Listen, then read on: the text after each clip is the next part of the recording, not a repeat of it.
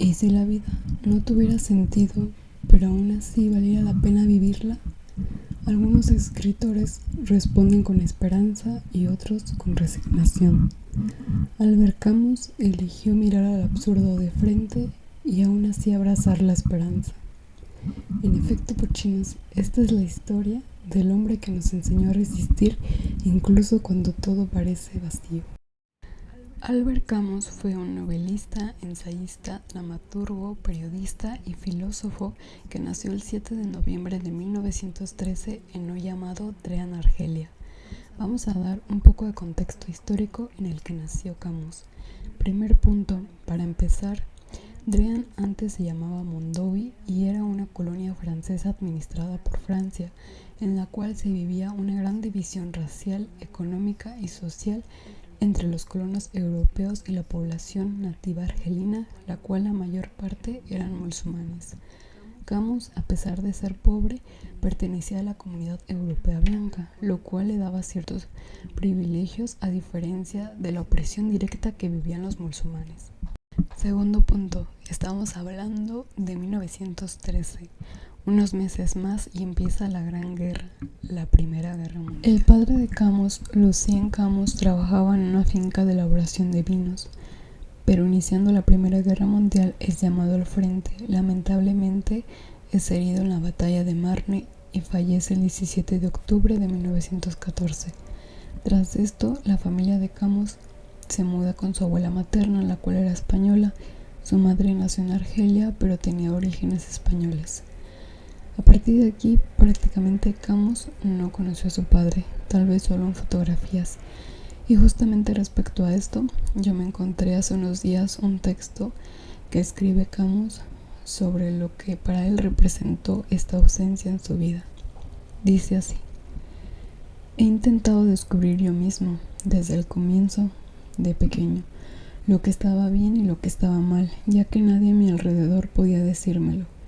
Y ahora reconozco que todo me abandona, que necesito que alguien me señale el camino y me repruebe y me elogie, no en virtud de su poder, sino de su autoridad. Necesito a mi padre. Su niñez transcurrió en uno de los barrios más pobres de Argelia, en ausencia de libros y revistas. Fue gracias a una beca que se le otorgaba a los hijos de las víctimas de la guerra, con la que pudo estudiar la primaria y su bachillerato. Estudió la primaria en Argel y una de las figuras más importantes en la vida de Camus fue su profesor llamado Louis Germain, el cual le ayudó y alentó con sus estudios. Él empezó a agarrar un cierto interés por el deporte, amaba el fútbol, pero en 1930 empieza a sufrir ataques de tuberculosis, por lo que tiene que dejar el deporte y sus estudios suspenderlos un tiempo. Posteriormente estudia filosofía y letras en Argelia y se titula con una tesis sobre la relación del pensamiento clásico griego y el cristianismo en base a los escritos de Plotino y San Agustín. Él quería dedicarse a la docencia, pero fue rechazado como profesor por su delicada tuberculosis, y en ese tiempo pues no aceptaban a personas que tuvieran problemas de salud graves. Por lo tanto, se refugia en el periodismo. Trabaja como corresponsal del Algor Republicain, no sé si lo estoy pronunciando bien. Ahí publica distintos artículos y luego incluso denuncia crímenes de odio contra los musulmanes en la región de Kabilia.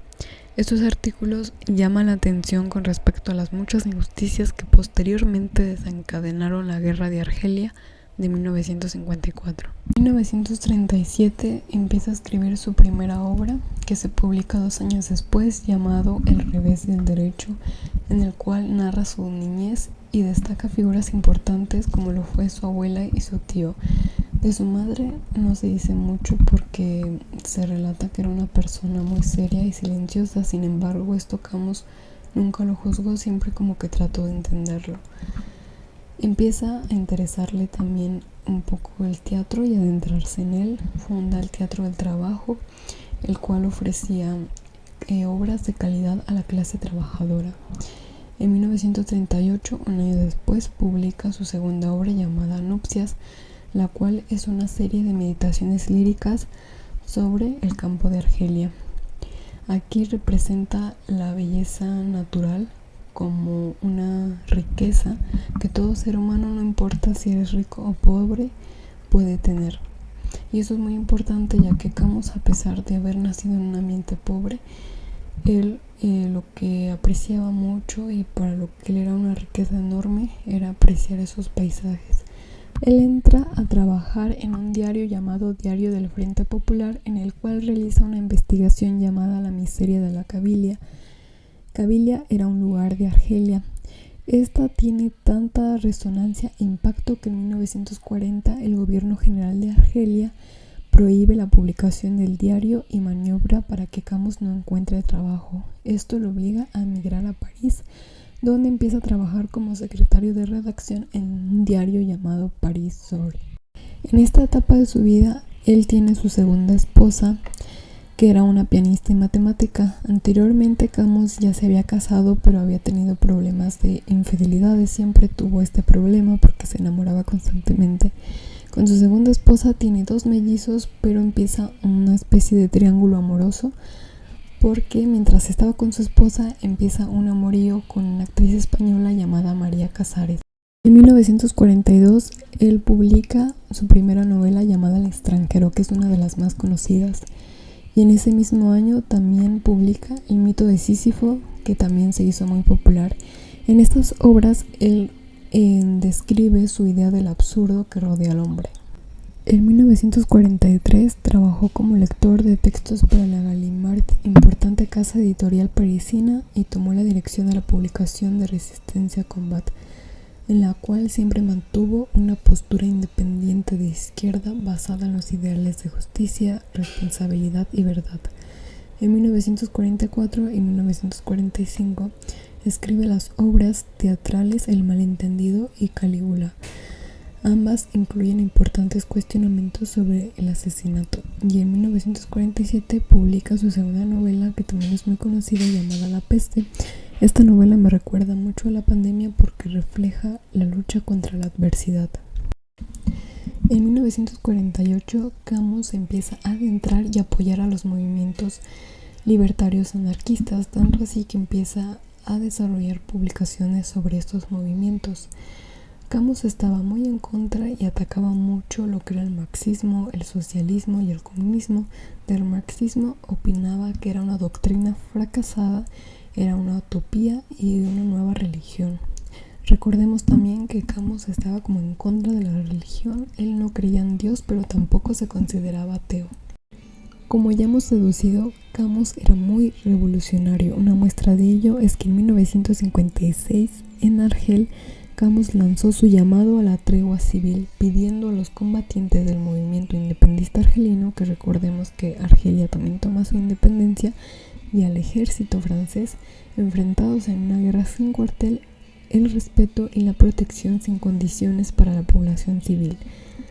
Dedicó parte importante de su libro El hombre rebelde de 1951 a exponer y cuestionar algunas de sus propias convicciones iniciales y las de sus contemporáneos, y demostrar lo destructivo y dañino de toda ideología que proponga una finalidad en la historia y un paraíso inexistente como el marxismo y el comunismo.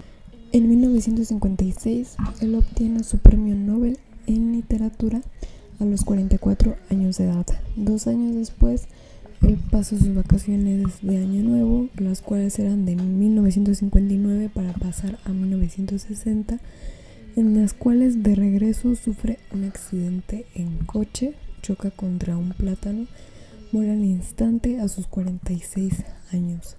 Dentro de los papeles se encontró un manuscrito inconcluso llamado El primer hombre, el cual tenía fuerte contenido autobiográfico.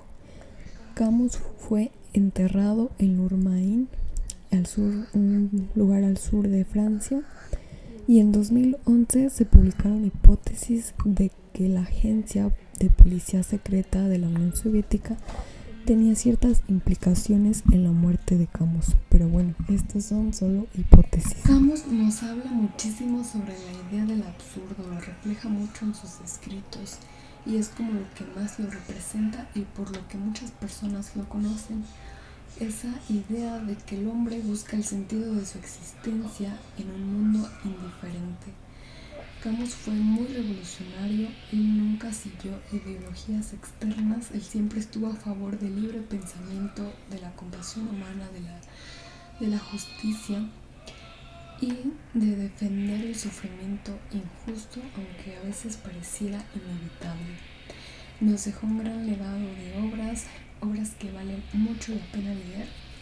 Así que si quieren que hagamos, ya con todo este contexto, hagamos un análisis de ya sea del extranjero, de la peste o del mito de Sísifo, un análisis, una reseña o un resumen, díganme en los comentarios.